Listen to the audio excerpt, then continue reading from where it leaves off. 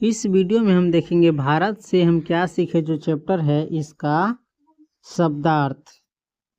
तो चलते हैं शब्दार्थ की ओर, यानी इस पाठ में जो कठिन शब्द है जिनका अर्थ जानना जरूरी है वो हम देखेंगे। ये देखिए आ गया, भारत से हम क्या सीखे पाठ का शब्दार्थ, जिसको शब्द निधि लिखा गया है। इसमें सबसे पहला शब्द है अवलोकन।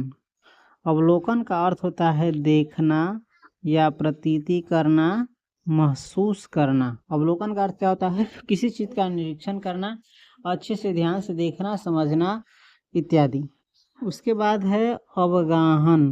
अवगाहन का अर्थ होता है स्नान या गहरे डूब कर समझने की कोशिश करना। अवगाहन का अर्थ होता है स्नान यानी नहाना, या गहरे डूब कर किसी चीज में गहरे से डूब कर, पूरा मन तन लगाकर एकदम ध्यान से डूब कर समझने की कोशिश करना किसी चीज को। उसके बाद है वांछनीय। वांछनीय का अर्थ होता है चाहने योग्य या कामना करने योग्य। उसके बाद है नृवंश विद्या।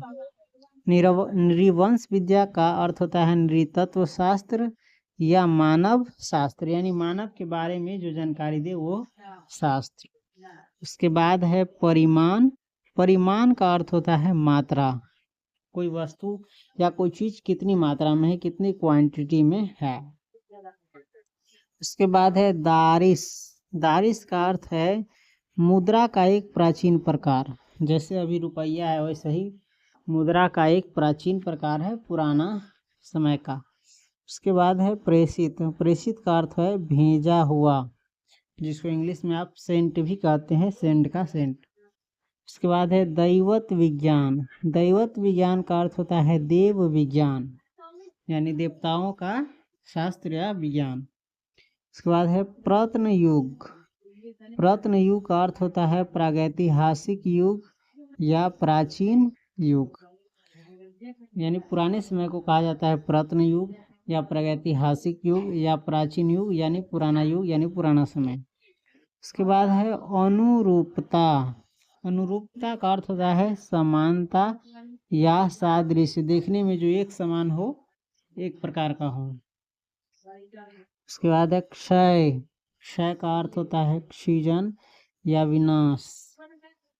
क्षय का अर्थ होता है क्षीजन या विनाश। उसके बाद है अपरिहार्य। अपरिहार्य का अर्थ होता है जिसे छोड़ा न जा सके या जो अनिवार्य हो। उसके बाद है क्षीयमान। क्षीयमान का अर्थ होता है नष्ट होता हुआ। क्षीयमान का अर्थ होता है नष्ट होता हुआ। उसके बाद है मसला। मसला का अर्थ होता है मुद्दा या विषय। उसके बाद है सदाशयता। सदाशयता का अर्थ होता है उदारता या भलमन साहत। उसके बाद है सर्व अतिशायी। सर्व अतिशायी जिसमें सारी चीजें समाहित हो जाए, यानी समा जाए, खो जाए या अट जाए। उसके बाद है विद्यमान। विद्यमान का अर्थ होता है वर्तमान या उपस्थित या प्रेजेंट। उसके बाद है अहेतुकवाद। अहेतुकवाद यानी ऐसा सिद्धांत जिसमें हेतु या कारण को पहचान न हो सके। अहेतुकवाद यानी ऐसा सिद्धांत जिसमें कारण या हेतु की पहचान न हो सके। उसके बाद है सर्वथा। सर्वथा का अर्थ होता है पूरी तरह से। ज्ञातव्य। ज्ञातव्य का अर्थ होता है जानने योग्य। उसके बाद है सारभूत। सारभूत का अर्थ होता है सार या निष्कर्ष कहा जाने योग्य या आधारभूत। उसके बाद है अजनबी। अजनबी का अर्थ होता है अपरिचित या अज्ञात। उसके बाद है बर्बर। बर्बर का अर्थ होता है जंगली, असभ्य, जिसे अच्छे से रहने सहने, बोलने, खाने पीने इत्यादि न आता हो, उसे कहते हैं बर्बर या जंगली या असभ्य। उसके बाद है सुविस्तीर्ण। सुविस्तीर्ण का अर्थ होता है अति विस्तृत, यानी बहुत फैला हुआ, या खुश फैल या पूरी तरह से फैला हुआ। इसके बाद है अनिर्वचनीय। यानी जिसकी व्याख्या न की जा सके, जिसे कहा नहीं जा सके, वाणी के परे। उसके बाद धात्री।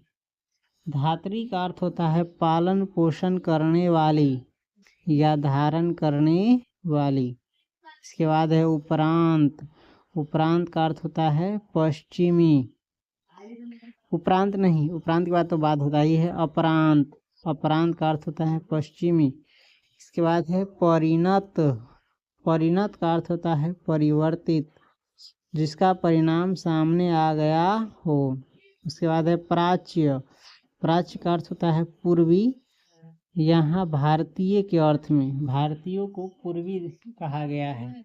समझ गए। इस प्रकार से हम भारत से क्या सीखे जो शब्दार्थ है, जिसका भारत से हम क्या सीखे पाठ का जो शब्दार्थ है उसको देख लिए।